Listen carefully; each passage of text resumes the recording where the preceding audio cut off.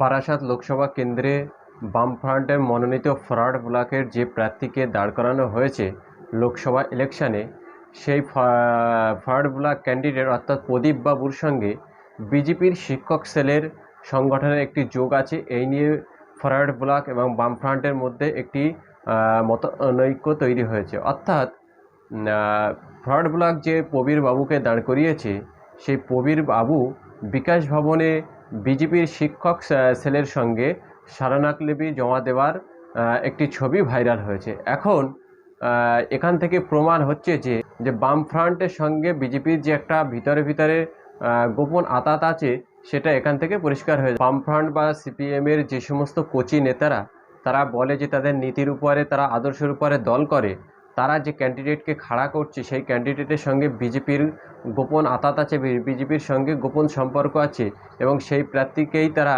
লোকসভার আসনে দাঁড় করাচ্ছে। এখান থেকে সিপিএম ফরওয়ার্ড ব্লক তারা কি উত্তর দেবে এ বিষয়ে অবশ্যই দর্শক আপনারা আপনাদের মতামত জানিয়ে যাবেন।